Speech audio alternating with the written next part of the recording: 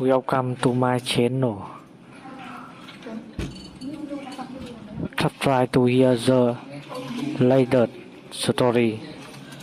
The brass keys felt warm in my palm as I stood in the doorway of my brand new two-bedroom bungalow, breathing in that intoxicating smell of fresh paint and possibility.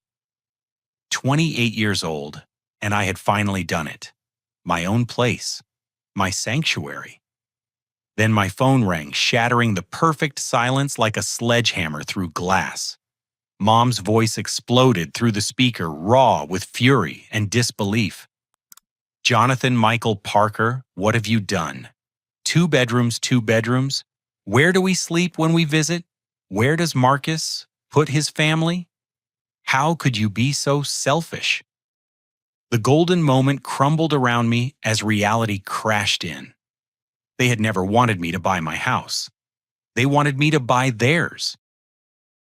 6 months earlier, the announcement had felt like triumph. I remember the exact moment I told my family I had finally saved enough for a down payment.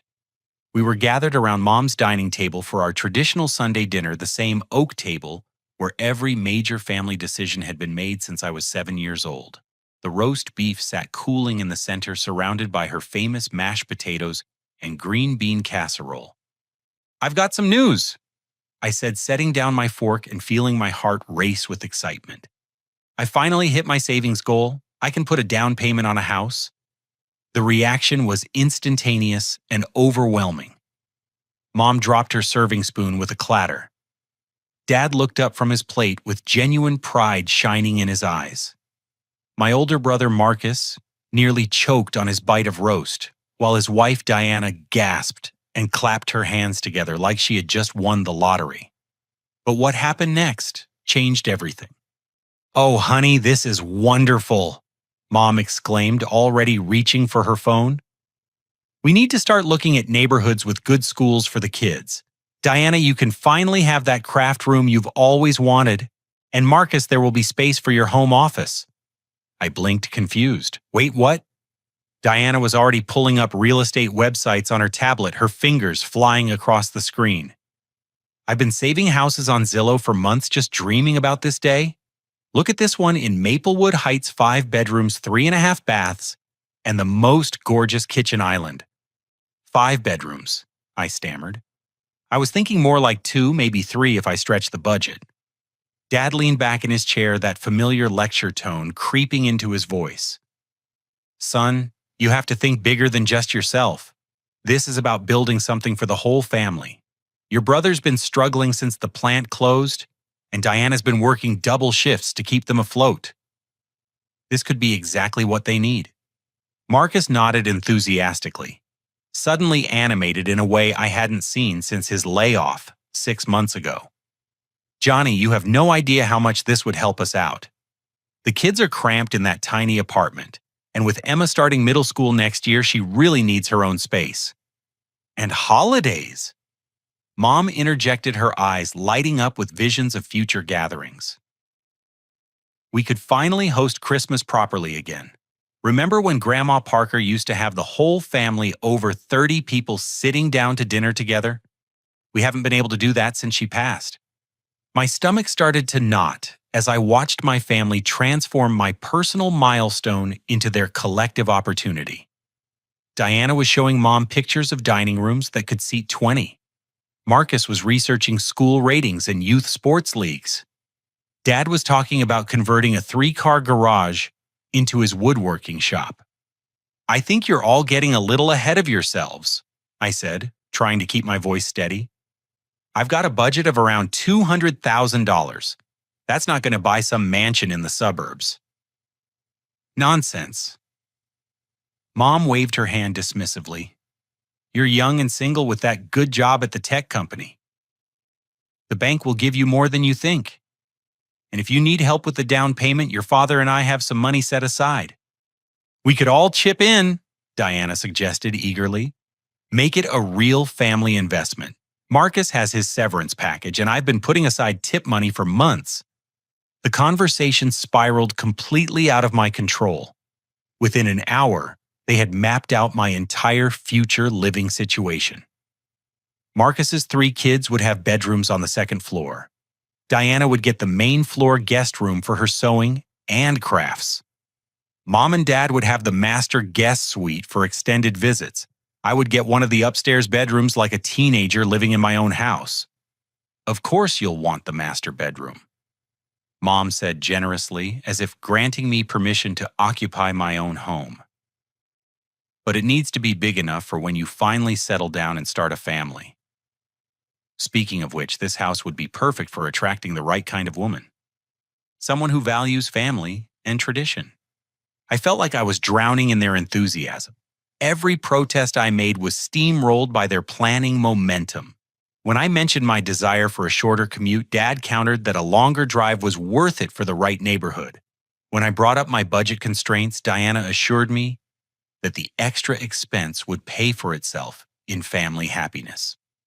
Think of all the money Marcus will save on rent, she pointed out, and we could help with groceries and utilities. It would actually be more economical for everyone. The worst part was how reasonable they made it all sound. They weren't being malicious or manipulative, at least not consciously. They genuinely believed they were helping me make the smart choice, the family choice, the choice that would benefit everyone. By the time dessert was served, they had bookmarked 17 houses online, scheduled 3 real estate appointments, and begun discussing paint colors for the kids' rooms. I sat there eating Mom's apple pie, feeling like I'd accidentally signed up for a life I had never wanted. The climactic moment came when I excused myself to use the bathroom and overheard Mom on the phone with her sister Janet. "He's finally buying the family house," she was saying, her voice bubbling with excitement.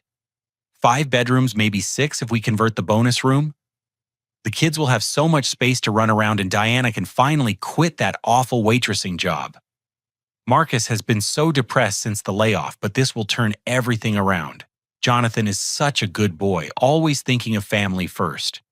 Standing in the hallway outside the kitchen, I realized with growing horror that this wasn't just family enthusiasm anymore. Mom had already announced our family house to the extended network. She was spreading the news like it was decided fact, not just dinner table brainstorming. I walked back to my car that night with a stomach full of dread, knowing that my simple house hunting journey had somehow become a family expedition that I was no longer steering. The phone calls started the very next morning. I was barely through my first cup of coffee when Mom's number lit up my screen. "Honey, I've been up all night thinking about the house situation," she began without preamble. "I called Janet and Patricia, and they both think we should look in the Riverside School District. Patricia's daughter Ashley bought there 3 years ago, and the property values have gone up 30%. Mom, I haven't even talked to a real estate agent yet." "Well, that's why I'm calling. I made some appointments for us this afternoon. There are 4 houses I want you to see, all in perfect neighborhoods for raising children. Diana's coming too, since she has such good taste in decorating." "Us," I repeated weakly. "Of course, sweetheart. This is too important a decision to make alone. Your father and I have decades of home buying experience.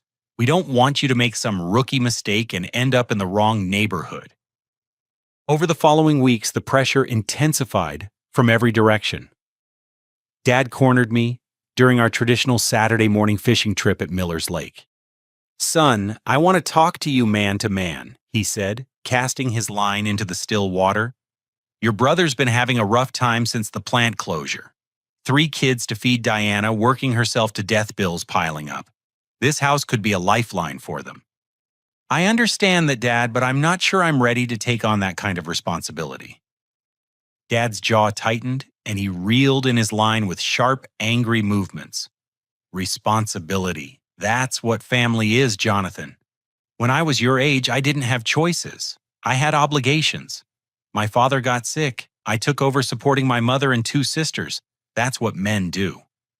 This is different, though. I'm not married. I don't have kids of my own yet. I was hoping for something smaller, more manageable." "More selfish, you mean?"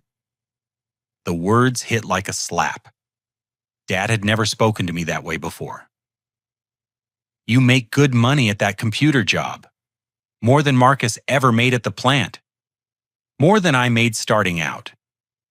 With great opportunity comes great responsibility to help those who haven't been as fortunate. The conversation left me feeling guilty and confused. Was I being selfish? Was my desire for independence just immaturity disguised as personal growth? Diana's approach was more emotional and harder to resist. She started bringing the kids around more often, and somehow conversations always steered toward the house hunt. Uncle Johnny, 8-year-old Emma, said during one visit, climbing into my lap with her bright blue eyes wide with excitement, "Mommy says we might get to live with you in a big house. Will I have my own room? I've never had my own room." 12-year-old Tyler was more direct. "Mom showed me the pictures of that house with the basketball hoop in the driveway. Could we play one-on-one after school? The apartment complex doesn't allow ball playing." 5-year-old Sophie just hugged my leg and announced, "I love you, Uncle Johnny. You're the best uncle ever." How do you explain budget constraints and personal space needs to kids who just want stability and room to grow? Diana watched these interactions with tears in her eyes, making sure I saw how much hope this possibility was giving her children. Marcus took a different strategy altogether. He alternated between brotherly bonding and subtle financial hints that made me increasingly uncomfortable. One evening, he showed up at my apartment with a 6-pack of beer and a story about job hunting. "It's rough out there, little brother," he said, settling onto my couch like he planned to stay a while. 20 years of experience, and they all want college degrees now. Diana's talking about picking up extra shifts, but that means the kids would be alone after school even more. I'm sorry, Marcus, I know it's been tough.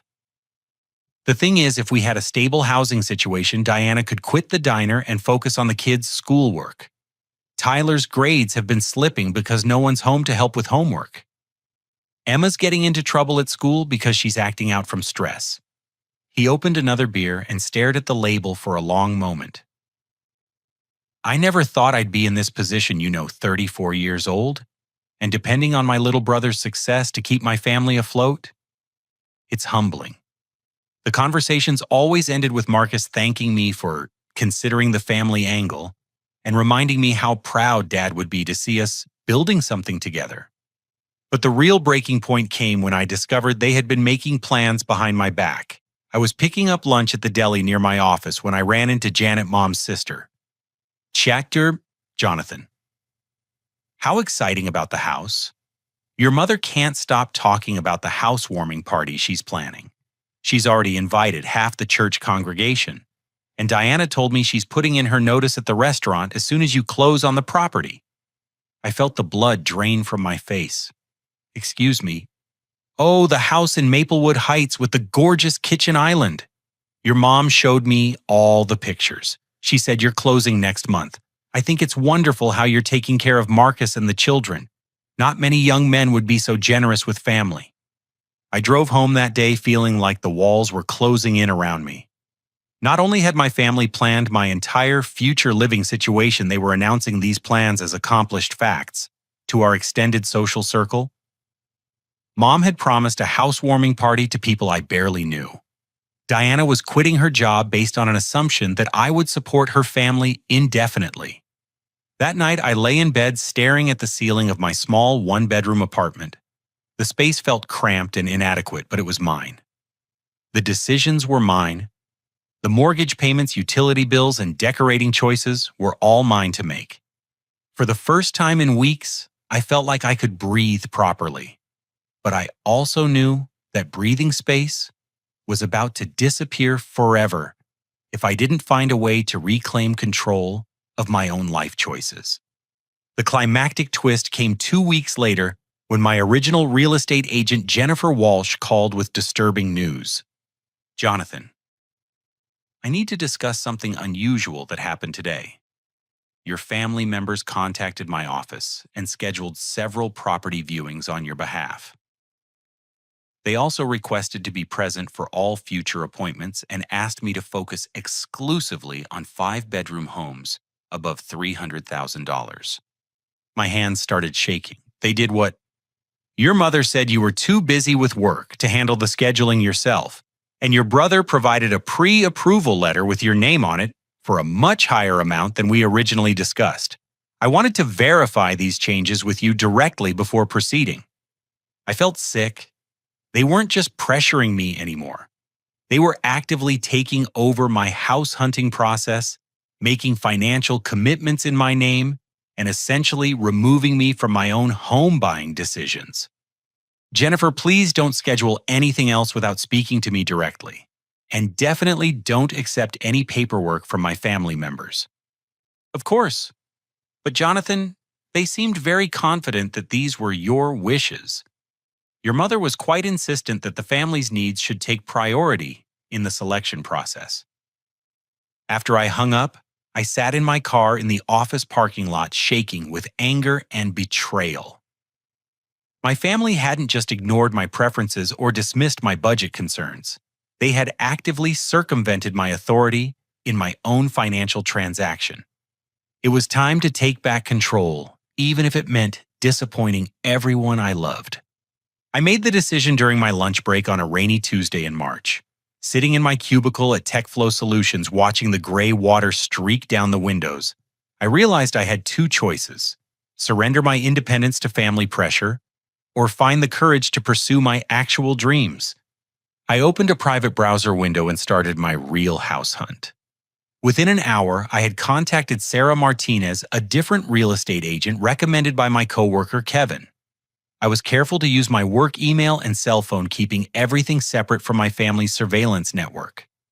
I'm looking for something completely different from what my family expects, I explained during our initial phone call.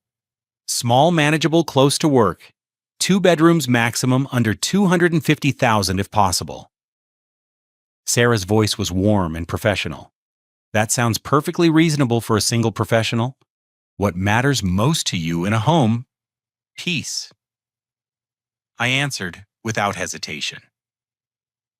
I want to come home from work and feel calm, not stressed about mortgage payments or family obligations.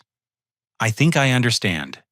Let me put together some options that match your actual lifestyle, not someone else's vision of what your life should look like. The difference in approach was immediately apparent. Sarah sent me listings that made sense for my salary, commute, and personal preferences. No sprawling suburban estates or family compounds. Just honest, well-maintained homes in quiet neighborhoods where I could build the life I actually wanted. The first house we toured was a disaster. The foundation had settling issues, and the electrical system hadn't been updated since the 1970s. The second property had potential, but backed up to a busy highway. But the third house changed everything. The bungalow sat on a tree-lined street called Maple Avenue in the Riverside neighborhood about 15 minutes from my office. Built in 1948, it had been lovingly maintained by an elderly couple who were downsizing to a retirement community. The front porch wrapped around 2 sides of the house with white columns supporting a traditional gabled roof. Mature oak trees shaded the front yard, and a privacy fence enclosed a modest backyard with room for a garden. Walking through the front door felt like coming home to a place I'd never been before. The living room had original hardwood floors and a brick fireplace that actually worked. The kitchen was small but efficiently designed with white cabinets and granite countertops installed just 3 years earlier. Both bedrooms were generous in size, with the master bedroom featuring a walk-in closet and attached bathroom. But the real treasure was the converted garage.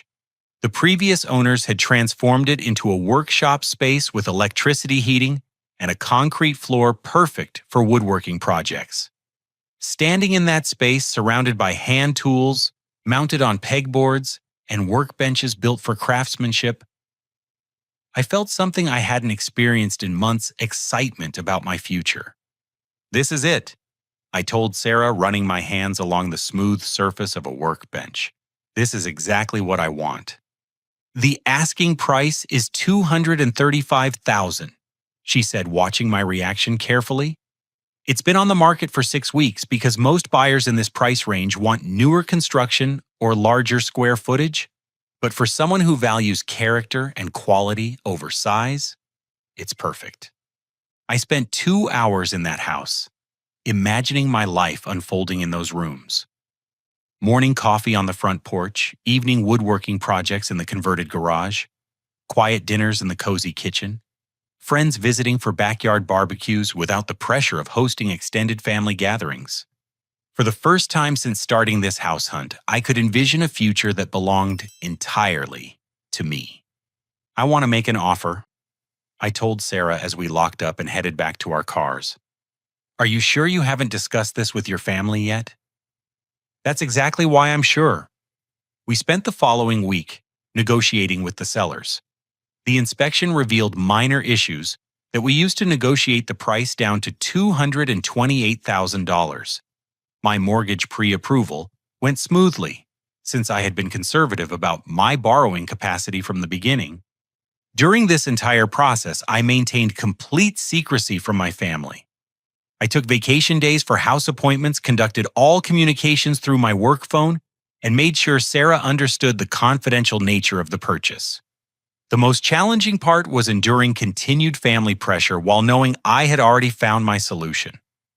Mom called daily with updates on houses she had found online. Marcus stopped by my apartment regularly to discuss our upcoming property search. Diana sent me Pinterest boards featuring kids' bedroom designs and family-friendly kitchen layouts. I nodded and smiled through these conversations, letting them believe their campaign was working, while internally counting down the days until closing. The emotional weight of the deception was significant. These people loved me even if their love was tangled up with expectations and assumptions. They were genuinely excited about the prospect of our family living together, sharing resources, and building memories in a large shared space. But their dream was becoming my nightmare, and I couldn't find a way to explain that without hurting everyone involved. The breaking point came on a Thursday afternoon when Sarah called with urgent news. Jonathan, something strange happened today. Your original real estate agent, Jennifer Walsh, contacted our office asking about your property search activity. She said your family had been trying to coordinate viewing schedules and wanted to make sure we weren't duplicating efforts. My blood ran cold. What did you tell her? Nothing, of course. Client confidentiality is absolute. But she also mentioned that earnest money had been placed on a property in Maplewood Heights. Using your pre-approval letter, and your family wanted to expedite that closing process. I felt like the ground was shifting beneath my feet. They put earnest money down on what property? A 5-bedroom colonial listed at $375,000. According to Jennifer, your mother and brother signed the earnest money agreement on your behalf, claiming you had verbally authorized the purchase, but were too busy with work to handle the paperwork yourself. The room started spinning. My family hadn't just been pressuring me to make their preferred choice. They had actually made that choice for me, using my financial credentials to commit to a property I had never seen and couldn't afford. Sarah, how much time do I have before my closing on the bungalow? 2 weeks, but Jonathan, if there's another property commitment in your name, it could complicate your mortgage approval. Lenders get nervous about multiple simultaneous purchases. I hung up and immediately called Jennifer Walsh, demanding an explanation.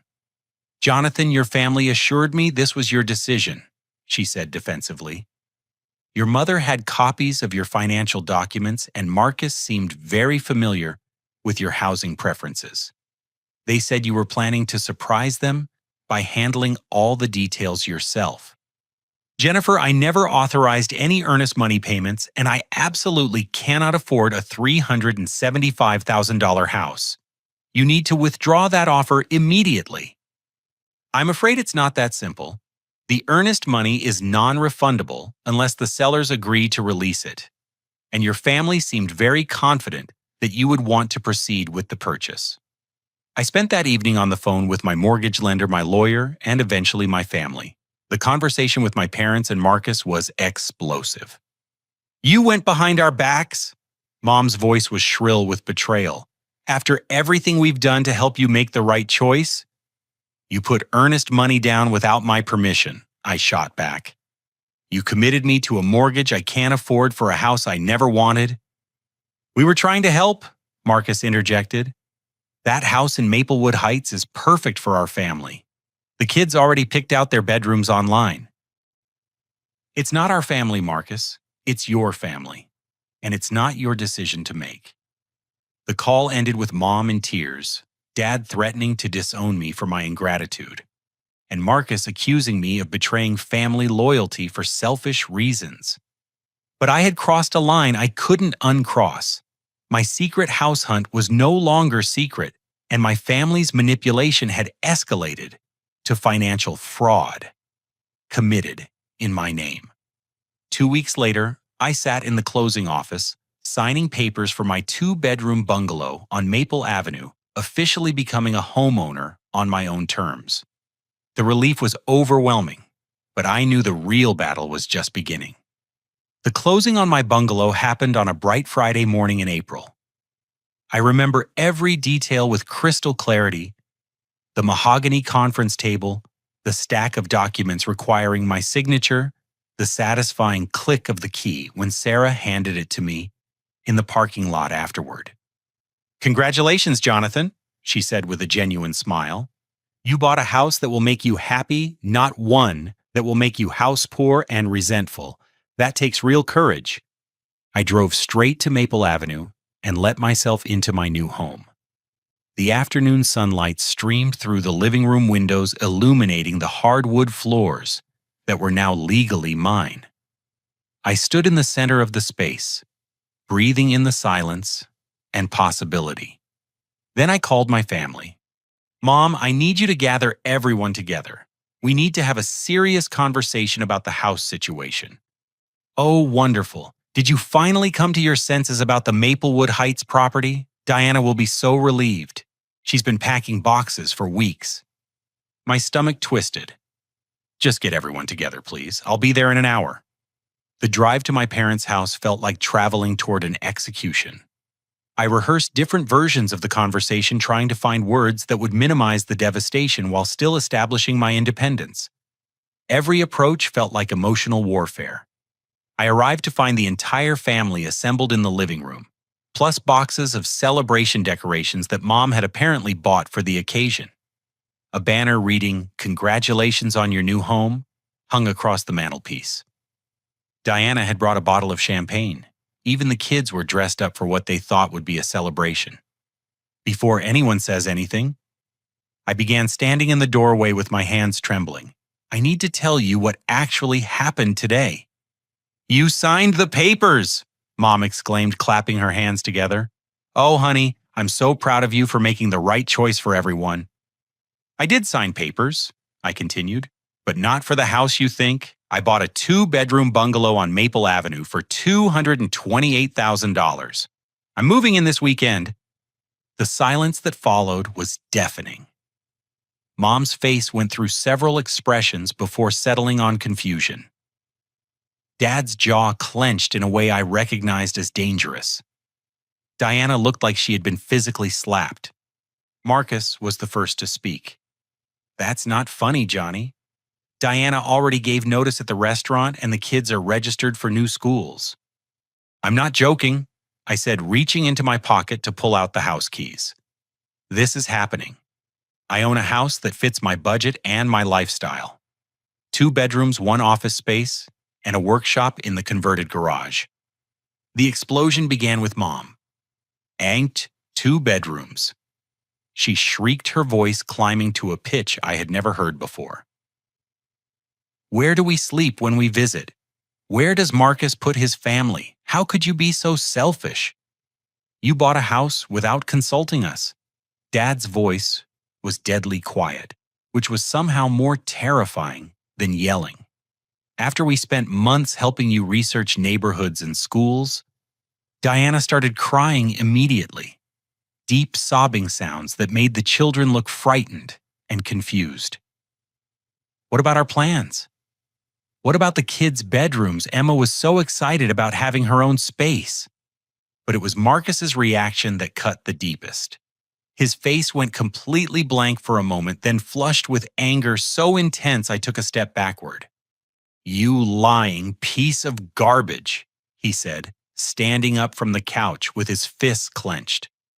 You sat there for weeks, listening to our plans, nodding and agreeing while you were plotting behind our backs. I never agreed to anything, I protested weakly. I kept trying to tell you my budget wouldn't support a large house. Your budget? Marcus laughed bitterly. You make $70,000 a year, little brother. Diana makes minimum wage plus tips. I've been unemployed for 8 months, but somehow your comfort is more important than our survival. The accusations came from all directions. Mom tearfully explained how embarrassed she would be telling her church friends that the family house had fallen through. Dad lectured me about responsibility and integrity. Diana sobbed about having to tell her children they wouldn't be moving to a better school district after all. But the most devastating revelation came when the conversation turned to their financial situations. We're facing foreclosure, Marcus said suddenly, the words falling into the room like stones. Our landlord is selling the building, and we have 60 days to find new housing. Diana quit her job because we thought we had a place to go. Mom gasped. Marcus, honey, you never told us things were that serious. I didn't want to worry anyone, he said, collapsing back onto the couch with his head in his hands. I kept thinking something would work out. The unemployment benefits barely cover food, and Diana's been paying for groceries with tip money. This house was supposed to solve everything. Diana's sobs intensified. I already told my boss I was leaving, and I promised Emma she could try out for the soccer team at the new school. How do I explain to a 12-year-old that Uncle Jonathan changed his mind about helping us? Dad revealed his own financial bombshell. I borrowed $15,000 against the truck to help with your down payment, he said, not looking at me. I told the credit union we were making a family investment in property. How do I explain that my son decided to buy himself a bachelor pad instead? Mom's confession was the most painful. I've been telling everyone at church about our family coming together in a beautiful new home. Pastor Williams used it as an example during last Sunday's sermon about supporting one another through difficult times. Half the congregation is expecting invitations to the housewarming party. Each revelation hit like a physical blow. My decision to buy my own house hadn't just disappointed my family. It had financially devastated them and publicly humiliated my parents and their social community. But the climactic moment came when Marcus pulled out his phone and started making a call. Who are you calling? Mom asked. Uncle Robert, Aunt Patricia, Cousin David. They all need to know what kind of person Jonathan really is. They need to know he stole money meant for housing his own family and spent it on himself instead. I felt the blood drain from my face. Marcus, that's not what happened. Isn't it? He held up his phone, already dialing. You used your good credit and high salary to get approval for a house loan, then instead of helping your struggling family, you bought yourself a cute little love nest. That sounds like theft to me. Stop, I said, reaching for his phone. Don't do this. Do it. Tell the truth about your character. Uncle Robert always said family comes first, but apparently his favorite nephew disagrees. The phone call was brief, but devastating. I could only hear Marcus's side, but his words painted me as a selfish traitor who had deliberately misled the family about my housing intentions. Yeah, Robert, it's Marcus. I need to tell you something about Jonathan and the house situation. No, he didn't buy the family house. He bought a 2-bedroom place for himself while his brother's family faces homelessness. I know I couldn't believe it either. When the call ended, the room fell silent except for Diana's continued crying and Mom's occasional sniffles. I want you to leave, Dad said finally, his voice hollow with disappointment. I don't want to see you until you figure out how to fix this mess you've created. I drove home to my new house with tears blurring my vision, knowing that my independence had come at a cost I wasn't sure I could live with. But as I sat on my front porch that evening watching the sunset through the oak trees, I also felt something I hadn't experienced in months: peace. The question was whether that peace was worth the price of my family's love and respect. Moving day arrived with all the ceremony of a funeral. I had arranged for professional movers to transport my belongings from the apartment to the bungalow, hoping to complete the transition quickly and quietly. Instead, I found myself staging a one-man performance of independence while my family launched increasingly desperate interventions. The morning started innocently enough. I was directing the movers to place my couch in the living room when Mom's car pulled into the driveway. She got out slowly, wearing her best dress and carrying what appeared to be a casserole dish. "Honey, I brought you some of that tuna noodle casserole you used to love," she said, climbing the front porch steps with deliberate care. "I thought we could sit down and talk about this situation like civilized people." "Mom, there's nothing to talk about. The papers are signed, the mortgage is approved, and I'm moving in today." She looked around the small living room with barely concealed horror. "But sweetheart, where would we put the dining room table for holiday dinners? And there's no space for the children to play when they visit." "And that's the point," I said as gently as possible. "This house is designed for my lifestyle, not for hosting large family gatherings." Her face crumpled, and she set the casserole on my kitchen counter with shaking hands. "I don't understand what we did wrong. We raised you to value family, to think of others before yourself. How did we fail so completely?"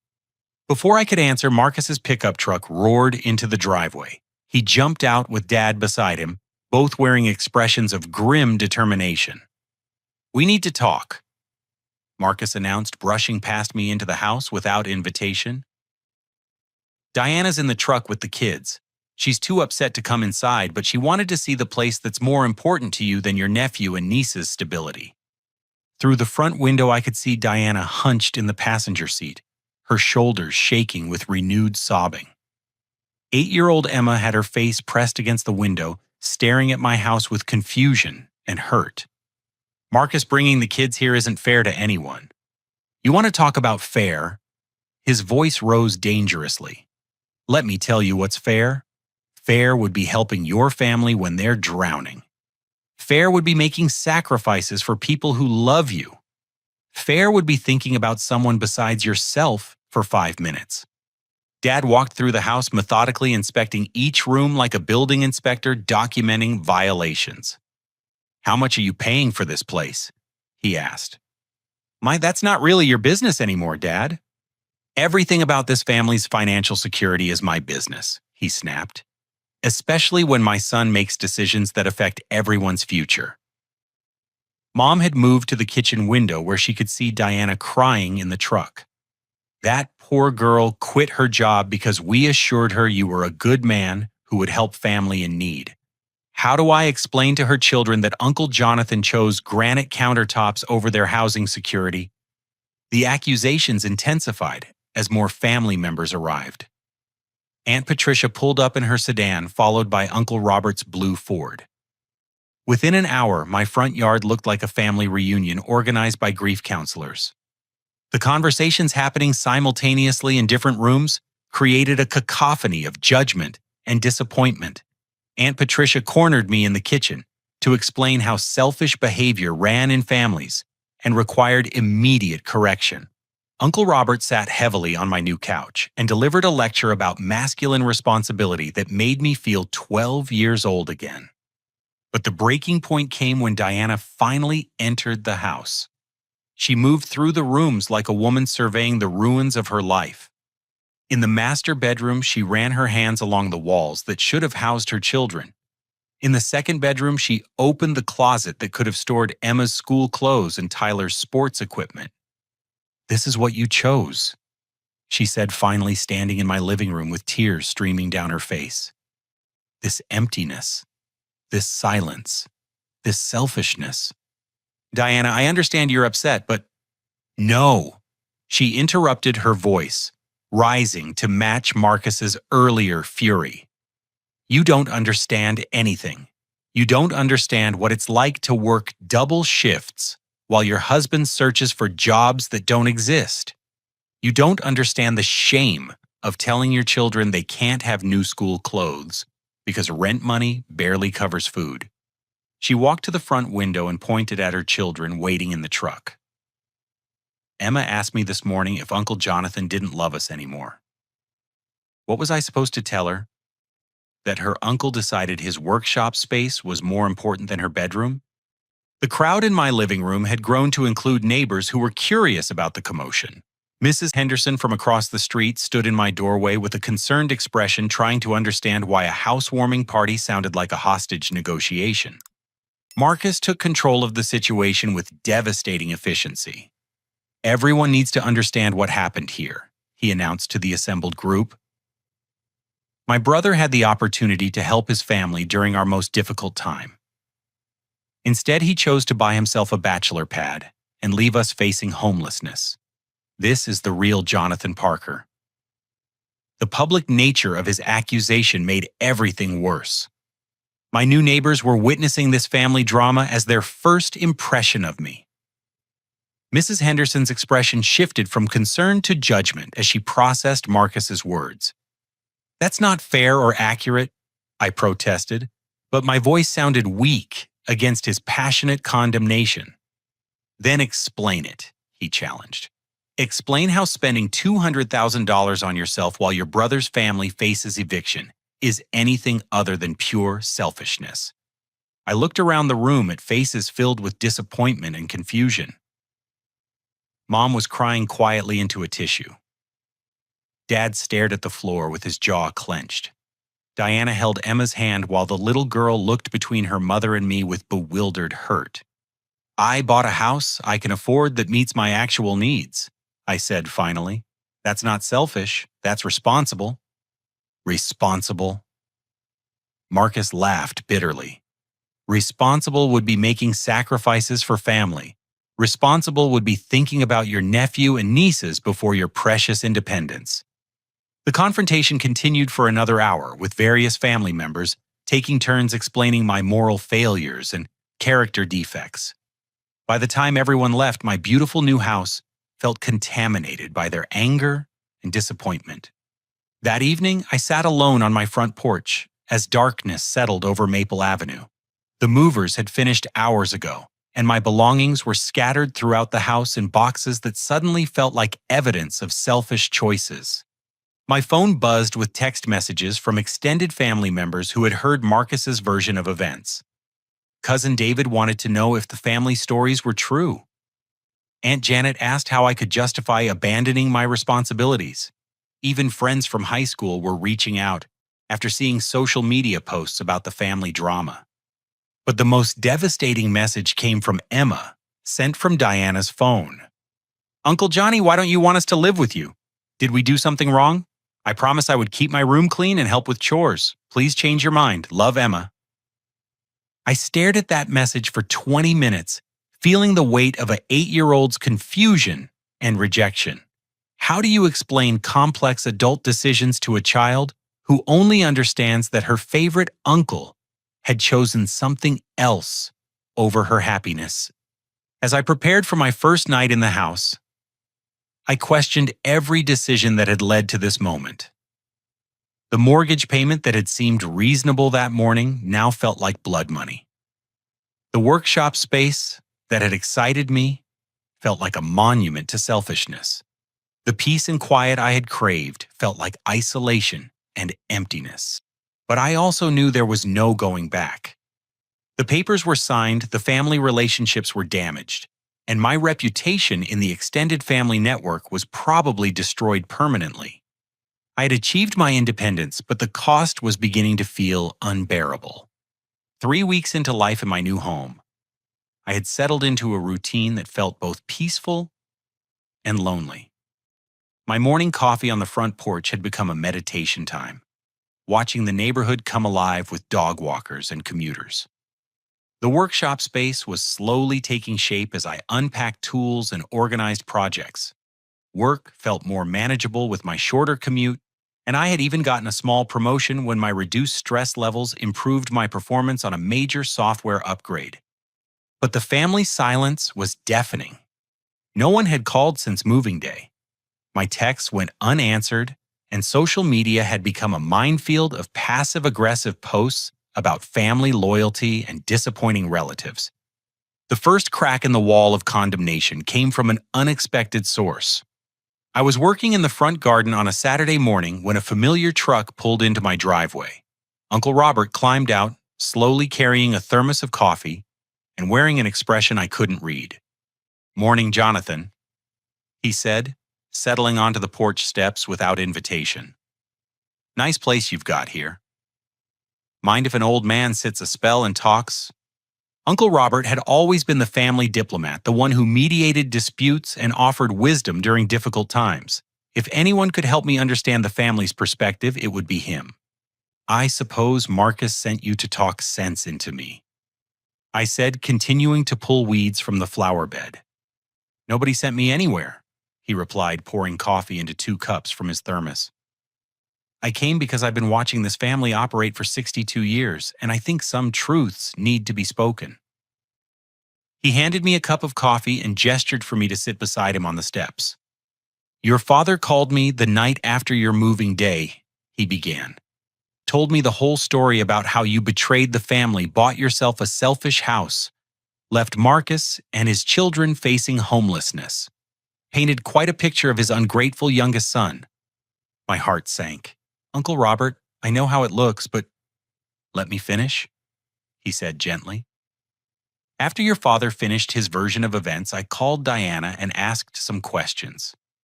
Then I called Marcus. Then I did something your parents apparently never thought to do." "What's that?" "I asked about their actual financial situation." Uncle Robert's weathered hands wrapped around his coffee cup as he continued. "Turns out Marcus lost his job 8 months ago, not 6. Diana's been supporting 4 people on waitress wages for most of that time. They've been behind on rent for 5 months, not facing a sudden eviction. The foreclosure your brother mentioned. That's because he stopped making payments on their car loan 3 months ago and never told Diana."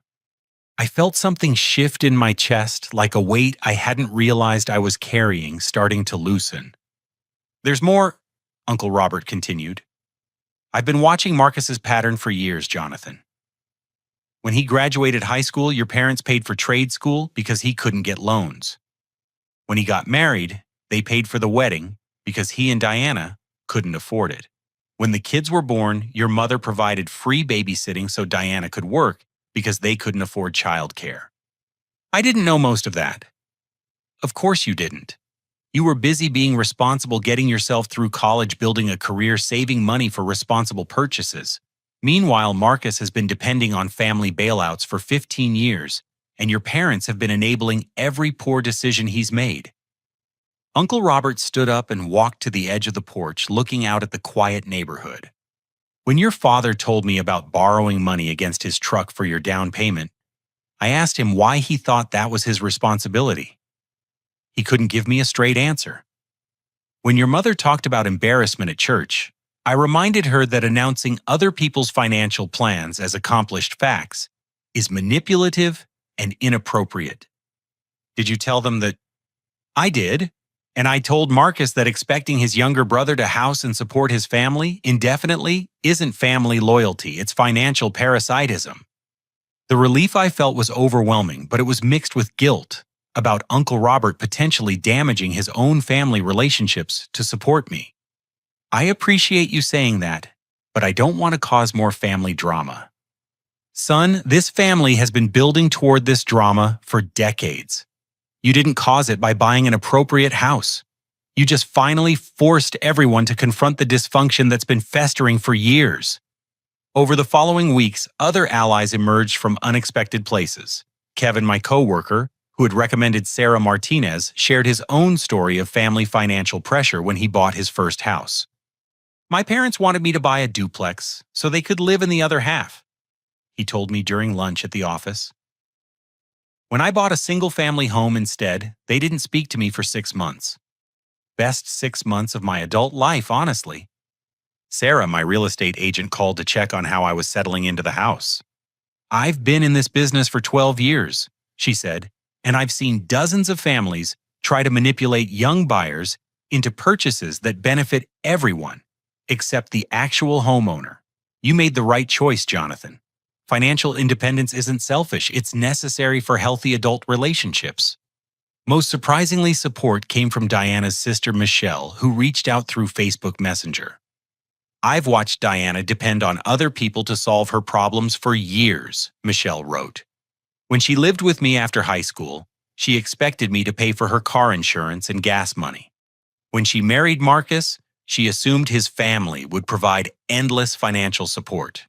Your house decision is forcing her to finally take responsibility for her own family's situation. Michelle's message included information that stunned me. Diana never actually quit her job at the restaurant.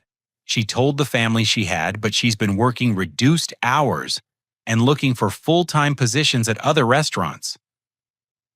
The whole story about burning bridges based on your house purchase was fabricated to increase guilt and pressure. But the most significant support came from my friend Jason, a family therapist who had known me since college.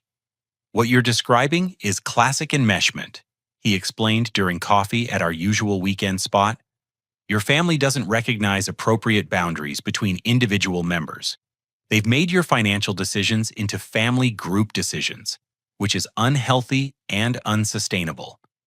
But they're facing real problems, Jason. Marcus really is unemployed, and the kids really do need stable housing.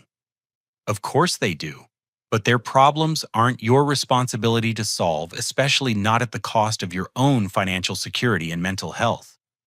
Marcus is a 34-year-old man with 3 children. His housing situation is his responsibility. Jason helped me understand that my guilt was a normal response to breaking unhealthy family patterns, but that guilt didn't mean my choices were wrong. Healthy families celebrate individual success and independence, he said. They don't treat one member's good fortune as a resource for solving everyone else's problems. The most revealing moment came when I discovered the truth about my parents' financial situation. During a brief conversation with Mom when she called to ask about returning some belongings I had left at their house, she mentioned struggling with increased grocery costs.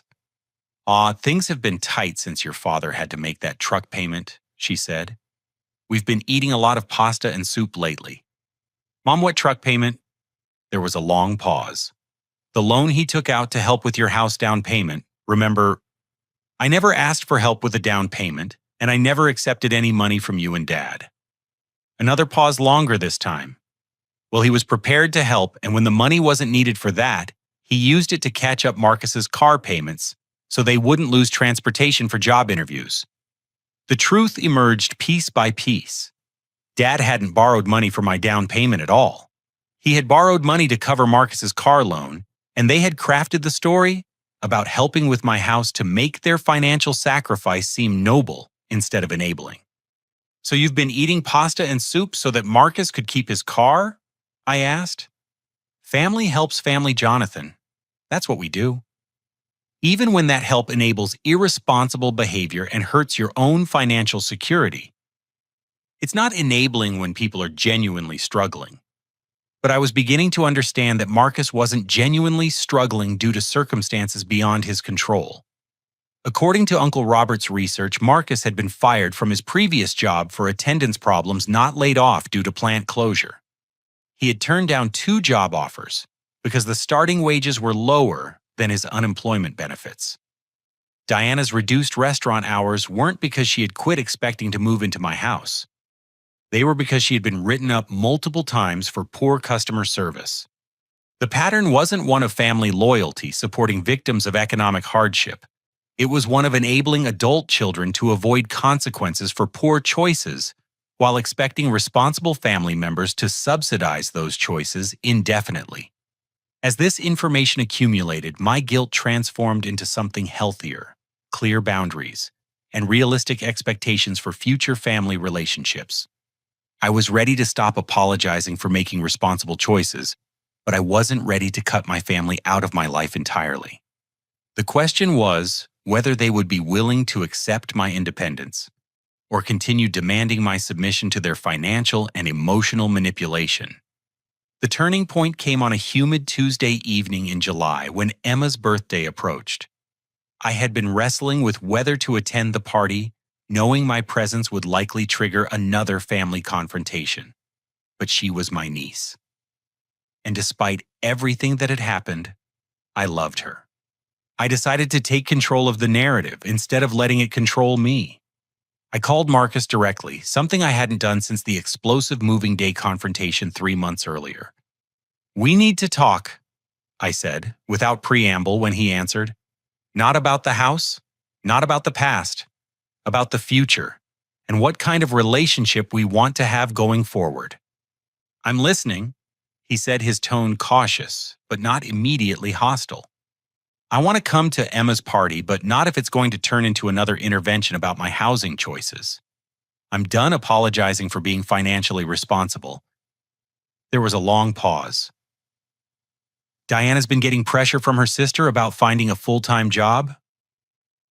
Apparently, Michelle told her some things about enabling and personal responsibility. Michelle's a smart woman. Yeah, well, it's been a wake-up call. Diana started working full-time at a different restaurant last week. Better tips, more consistent schedule.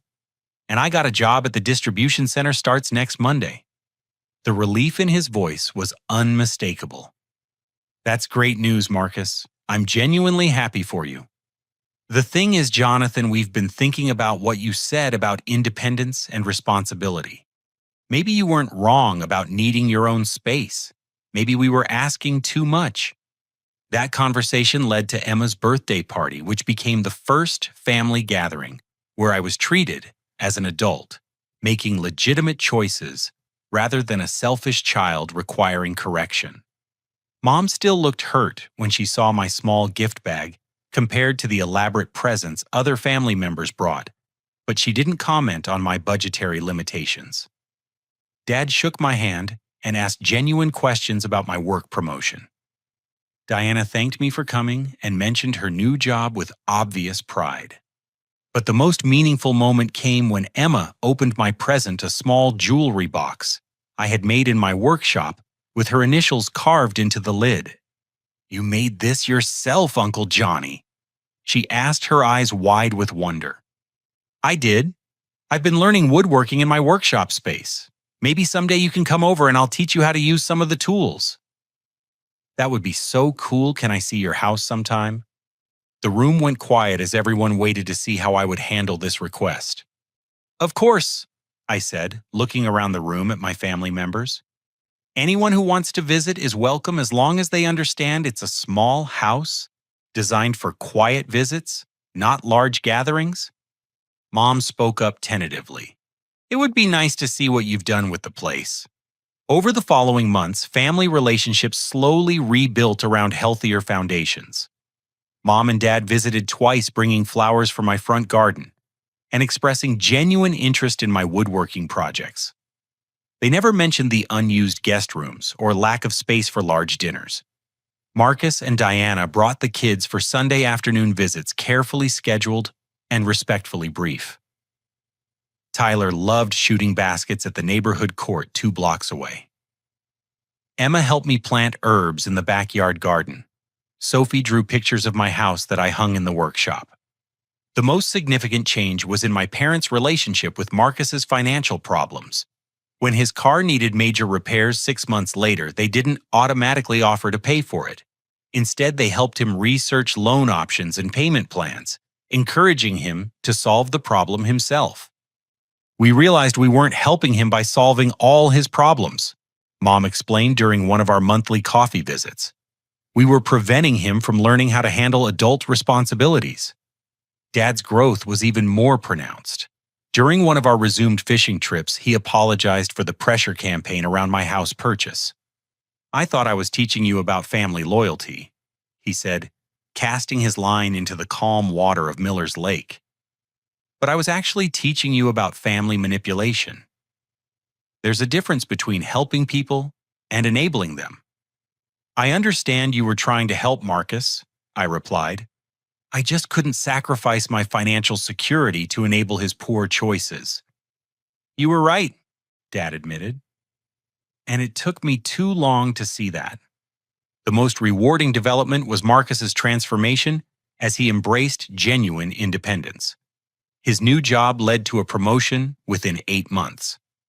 Diana's restaurant work evolved into a management position with better pay and benefits.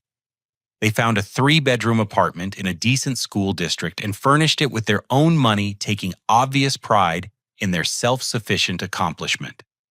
"We never thanked you properly," Marcus said during a family barbecue at my parents' house the following spring. "Your refusal to enable our dependents forced us to figure out our own solutions. We're stronger now than we ever were when we expected other people to solve our problems." Diana nodded in agreement. "The kids respect us more too. They see us working hard and making good choices instead of complaining about other people not helping us enough." But perhaps the most important lesson came from Emma now, 9 years old and wise beyond her years. "Uncle Johnny," she said during one of our workshop sessions, carefully sanding a wooden picture frame she was making, "I understand now why you needed your own house." "Oh, why's that?" "Because grown-ups need to take care of themselves first, before they can really help other people. Like on airplanes when they say, put your own oxygen mask on first." Her simple wisdom captured something I had struggled to articulate for months. Independence isn't selfish when it enables you to help others from a position of strength rather than desperation. My 2-bedroom bungalow became exactly what I had hoped, a peaceful sanctuary that restored my energy and clarity, making me a better son, brother, uncle, and friend. The workshop space produced gifts for family members that meant more than expensive purchased items because they represented time, skill, and thoughtful effort. The house that had seemed too small for my family's expectations turned out to be exactly the right size for healthy family relationships. Looking back on that journey, I learned that true family love sometimes requires saying no to family demands. Boundaries aren't barriers to love. They're the foundation for sustainable, respectful relationships. When family members pressure you to sacrifice your financial security or personal dreams for their immediate comfort, they're asking you to enable their problems rather than solve them. The most loving thing I did for my family was refusing to rescue them from the consequences of their own choices. That refusal forced them to develop skills, confidence, and independence they never would have gained if I had simply provided endless support. My parents learned to encourage personal responsibility instead of enabling dependence. Marcus and Diana discovered they were capable of solving their own problems when they stopped expecting other people to solve them. The children gained respect for their parents' work ethic and problem-solving abilities. And I learned that choosing your own path isn't selfish when that path includes appropriate love and support for family members who are willing to respect your boundaries and decisions. The house on Maple Avenue wasn't just a real estate purchase. It was a declaration of independence that ultimately strengthened every relationship it initially strained. Sometimes the most courageous thing you can do for people you love is to refuse to enable their weaknesses, even when that refusal temporarily makes you the villain in their story. In the end, healthy families celebrate individual success rather than demanding individual sacrifice. They encourage independence rather than enforcing dependence. They build each other up rather than tearing each other down for choosing different paths. That's the kind of family relationships worth building, even if it means starting over with better foundations. Today, as I sit on my front porch with my morning coffee, watching Emma help her father plant flowers in their own front yard 3 miles away, I know I made the right choice. The house that was supposedly too small for love turned out to be exactly the right size for teaching my family what love really means. What about you? Have you ever had to choose between family expectations and personal responsibility? Have you struggled with setting boundaries when people you love demand sacrifices that would hurt your financial security or personal growth? I'd love to hear your thoughts in the comments below. If this story resonated with you, please give it a like and share it with someone who might benefit from hearing about healthy family boundaries. And don't forget to subscribe for more stories about navigating complex family relationships and building the life you actually want. Thank you for listening to my journey from family pressure to personal peace. I hope it helps you find the courage to make choices that serve your long-term happiness, even when those choices disappoint people in the short term. Remember, you can love your family deeply while still protecting your own dreams and financial security. Sometimes the most loving thing you can do is teach them to respect your independence. Take care, and I'll see you in the next story.